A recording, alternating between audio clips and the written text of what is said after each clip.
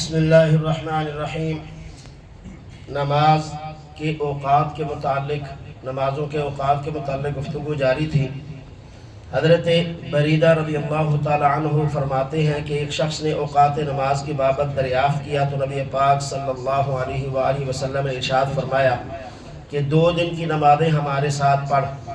زوال آفتاب ہوا تو حضرت بلال رضی اللہ تعالی عنہ نے آپ صلی اللہ علیہ وآلہ وسلم کے حکم سے اذان دی، پھر اقامت کہی، پھر ابھی سورج سفید ہی تھا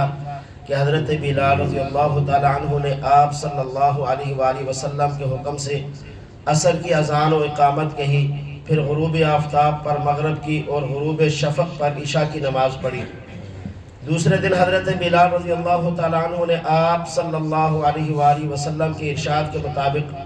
ظہر کو مؤخر کیا تاکہ موسم نسبتاً ٹھنڈا ہو گیا، اور عصر کی نماز کو پہلے دن سے مؤخر کیا تاہم سورج ابھی بلند ہی تھا، اور مغرب کی نماز غروب شفق سے پہلے پڑھی، جبکہ عشاء کو رات کے تہائی حصہ تک مؤخر کیا، اور فجر کی نماز خوب روشنی ہونے پر ادا فرمائی۔ پھر آپ صلی اللہ علیہ وآلہ وسلم نے پوچھا کہ اوقات نماز کی بابت پوچھنے والا کہاں ہے؟ سائل حاضر ہوا تو آپ صلی اللہ علیہ وآلہ وسلم نے فرمایا ان اوقات کے درمیان تمہاری نمازوں کا وقت ہے۔ مسلم شریف اوقات الصلاۃ الخمس۔ حضرت عبداللہ بن رافع موطا امام مالک کی یہ حدیث ہے۔ حضرت عبداللہ بن رافع نے حضرت ابو ہریرہ رضی اللہ تعالیٰ عنہ سے نماز کے اوقات کی بابت پوچھا تو آپ نے فرمایا میں تمہیں بتلاتا ہوں، جب تیرا سایہ تیرے برابر ہو جائے تو ظہر کی نماز ادا کر، اور جب یہ سایہ 2 گنا ہو جائے تو عصر کی نماز ادا کر، اور غروب آفتاب پر مغرب کی نماز پڑھ، جبکہ عشاء کا وقت رات کے تہائی حصے تک ہے، اور فجر کی نماز اندھیرے میں ادا کر۔ یوں یہ نمازوں کے اوقات بتائے۔ تو کل بھی میں نے عرض کی اور آپ حضرات سمجھ گئے ہوں گے کہ ایک ہے نماز کا ابتدائی وقت، ایک ہے انتہائی۔ جو حج عمرے پہ لوگ گئے ہیں، اللہ ہم سب کو بار بار لے جائے، وہاں آپ نے دیکھا ہوگا جو ہی وقت داخل ہوتا ہے، وقت داخل ہوتے ہی اذان ہو جاتی ہے۔ وہ ساری نمازیں ابتدائی وقت میں پڑھتے ہیں، اور ابتدائی وقت میں افضل ہے، اور وقت داخل ہوتا ہے وہ ساتھ ہی اذان ان کی شروع، اور اس کے کوئی 5 منٹ، کبھی 10 منٹ، کبھی 15 منٹ، جتنا وہ مناسب سمجھے اس کے بعد نماز ہو جاتی ہے۔ تو ابتدائی اور انتہائی وقت کے درمیان جب بھی آپ نماز پڑھیں گے تو وہ نماز ادا ہوگی۔ مردوں کے لیے چونکہ مسجد میں نماز پڑھنا وہ لازمی، ضروری، افضل اور اعلیٰ ہے، کیونکہ مردوں کی نماز ہی مسجد میں ہوتی ہے، اس کے بغیر فرض نہیں ہوتے یا کامل نہیں ہوتے آپ کہہ لیں۔ ہاں عورتیں وہ اپنے گھر میں پڑھیں۔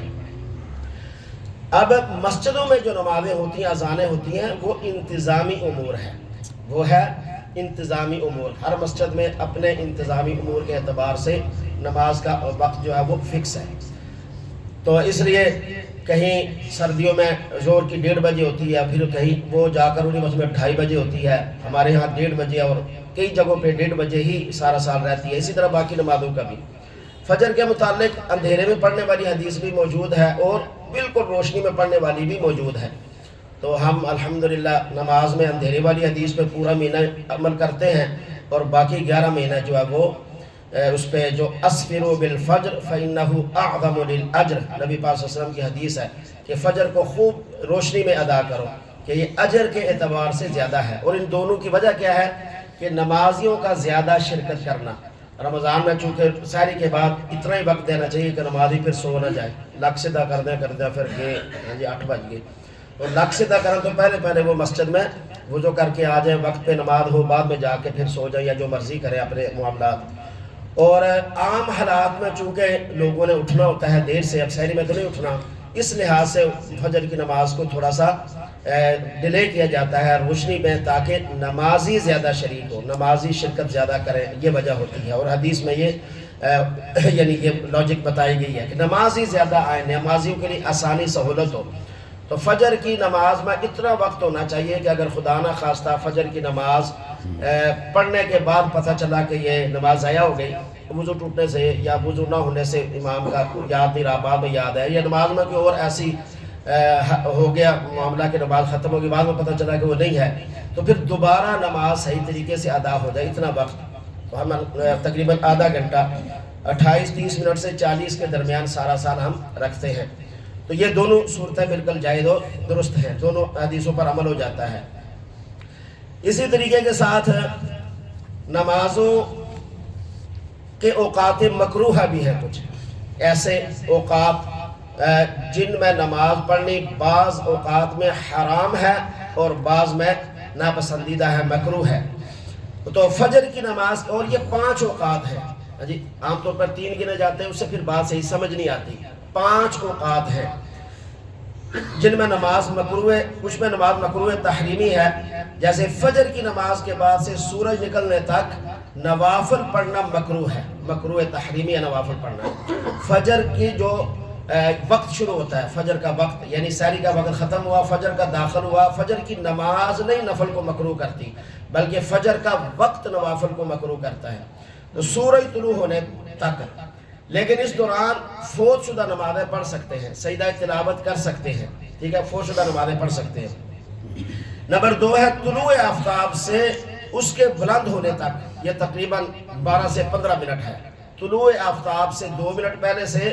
طلوع آفتاب سے 15 منٹ بعد تک، اس دوران ہر طرح کا سجدہ ممنوع ہے، حرام ہے، سمجھے، ہر طرح کا سجدہ، یعنی سجدہ تلاوت بھی نہیں کر سکتے، فوت شدہ نمازیں بھی نہیں، نفل بھی نہیں، کچھ بھی نہیں پڑھ سکتے اس دوران۔ اسی طریقے سے زوال کے وقت بھی نوافل اور فرائض پڑھنا مکروہ ہے، مکروہ تحریمی۔ زوال یعنی نصف النہار، اصل میں یہ لفظ ہے، زوال کا تو معنی ہوتا ہے سورج کا اپنی جگہ سے ظاہر ہونا، پھر تو جائز ہو جاتا ہے، چونکہ مشہور یہ ہے یہ سارا سال 1-2 منٹ یا 5 منٹ تک رہتا ہے اور بدلتا رہتا ہے، تو ہر روز تو آدمی ٹائم دیکھ نہیں سکتا، تو آپ ذہن میں رکھیں کہ پورا سال 11:15 سے 12:15 کے درمیان، بس پورا سال لگائیں، گرمیوں سردیوں کا 11:15 سے 12:15 کے درمیان یہ وقت ہے، اس ٹائم کوئی بھی کسی طرح کا بھی سجدہ نہیں کر۔ ویسے تو ہوتا ہے 5 منٹ کا، 4-5-3 منٹ بس اتنا ہی، لیکن وہ روز ٹائم دیکھنا ممکن نہ ہو، تو پورے سال کا میکسیمم منیمم ٹائم کے درمیان رکھیں بس آپ۔ اسی طریقے سے یہ مکروہ ہے، یعنی نصف النہار کے وقت بھی نوافل اور فرائض پڑھنا مکروہ ہے۔ آگے ہے عصر کی نماز کے بعد دھوپ کے زرد ہونے تک نوافل پڑھنا مکروہ ہے، تو عصر کی نماز نوافل کا پڑھنا مکروہ کرتی ہے، فجر کا وقت مکروہ کرتا ہے، عصر کی نماز مکروہ کرتی ہے۔ جو ہی عصر کی نماز پڑھ لی، اب عصر کی نماز پڑھنے والا نفل نہیں پڑھ سکتا، چاہے وہ غروب آفتاب سے 15 منٹ پہلے پڑھے گا عصر کی نماز اپنے فرض، تو پہلے نفل پڑھ سکتا ہے۔ جو نماز پڑھ چکے عصر کی، اب وہ نفل نہیں پڑھ سکتا، لیکن قضا نماز پڑھ سکتا ہے، سجدہ تلاوت کر سکتا ہے۔ اسی طریقے سے دھوپ زرد ہونے کے بعد سے غروب آفتاب تک نوافل کے ساتھ ساتھ فرائض پڑھنا اور اس کے ساتھ سجدہ تلاوت کرنا بھی مکروہ تحریمی ہے، یعنی جب سورج غروب ہونے سے 1-2 منٹ پہلے سے تقریباً 5-7 منٹ بعد تک، یہ بالکل ہر طرح کا سجدہ جو ہے یہ ممنوع ہو جاتا ہے، لیکن اس دن کی عصر کی نماز پڑھنا جائز ہے، اسی دن کی عصر کی اگر رہ گئی ہو تو پھر وہ پڑھنا جائز ہے، چاہے درمیان میں سورج غروب بھی ہو جائے، ادا ہوگی، قضا نہیں ہوگی۔